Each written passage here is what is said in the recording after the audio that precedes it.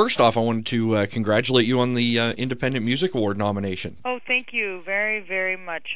Because I feel like I've been sort of under the radar doing this myself for the last few years, and it was great to come up for air and see that someone noticed. It's great.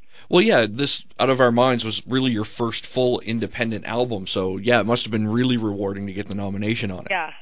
Yeah, this whole process has been really rewarding because of it being the first time where I took responsibility for everything. Yep. You're growing up. Yes, absolutely. And you got to work with Danzig. Yeah, I mean, as far as little girl dreams coming true, pretty incredible. You've got to work with some very cool people, though. I mean, Danzig, obviously one of the coolest, but you worked on the Rick Ocasek album. Hard to believe that was 20 years ago now. It's so funny. I was just telling that story to some of the guys who are playing in my band on tour right now, and for some reason they had never heard that, and they were jamming in a car song, and I said, I played that song live with Rick Ocasek. They're like, what? I forgot to tell you, it was a while ago, but it's amazing. I know I have had an incredible journey in music. I've been so lucky. I stand by that album. That Troublizing album as just absolutely phenomenal, and one that not enough people know about. Yeah, no, not a lot of people know about it at all. It's true. Yeah, it very rarely leaves my rotation of CDs. That's great. Just because I love it so much. That was such a blast. That record actually gave me the beginning of the boost to confidence I needed to eventually make my own records. Rick was really supportive and really believed in my talent, and that experience gave me that little extra push I needed to start writing my own songs.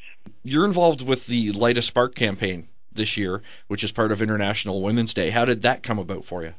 They reached out to me, but I thought it was very interesting timing in that it was in the last couple of months as I've been winding down from this full-time creation and promotion and release of Out of Our Minds.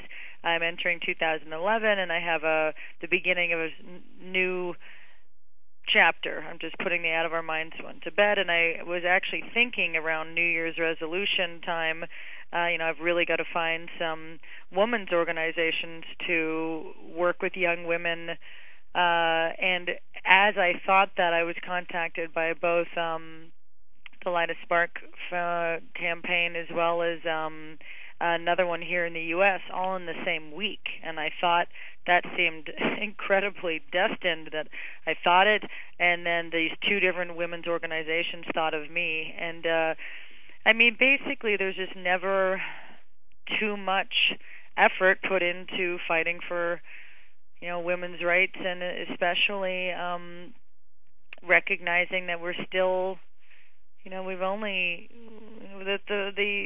the fight for equality and mainly encouraging women to take initiative in their lives and empowerment that they can. It's all this new powerhouse woman thing is a pretty new situation of the last, thanks to my mother's generation, women like myself and hopefully future generations will continue. Will start breaking the mold and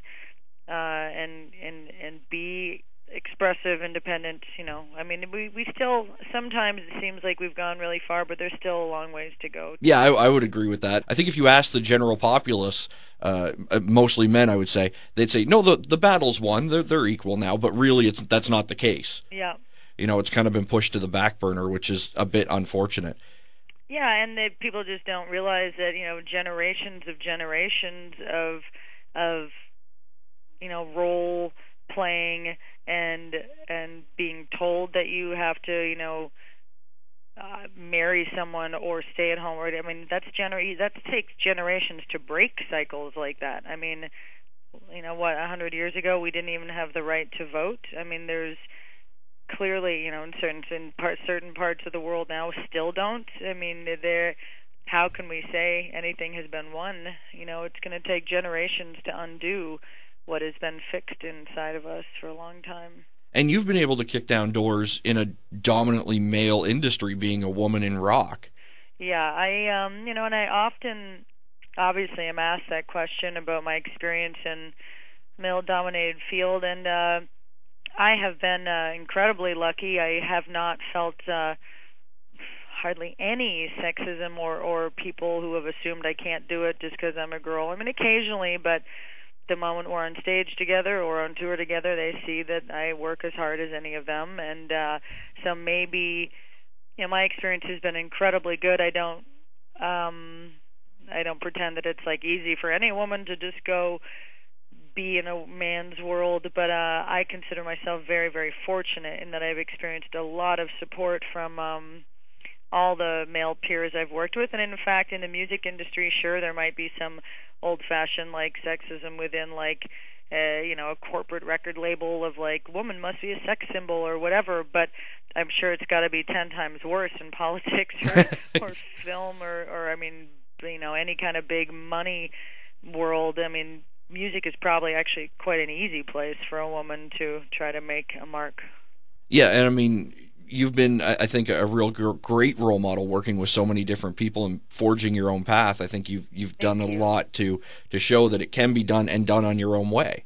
Yeah, I mean, I feel, I've been capable of that because I've been given, so much support along the way from various musicians, and actually comes down to my parents. I mean, both my parents were freelance journalists, writers, and they raised me believing that you could just be independent and work in things that you're passionate in and express yourself and have opinions. So I was raised by perfect role models that encouraged me to be an artist and to be independent. The Pumpkins recently got back together. Hole recently got back together.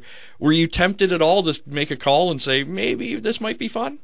Well, I had various conversations with both people along the way, so I had already had my chance to think about it, consider, and I think the chapters have been closed for a while, so it actually seemed strange for them to be reopening at all, honestly. I mean, I understand reunions are sometimes called for, and there is a time and a place, but in the case of Hole, I didn't think it was like the right time and place at this moment, and but Courtney was ready for it, so she went for it, but she and I did have some pretty lengthy conversations about it.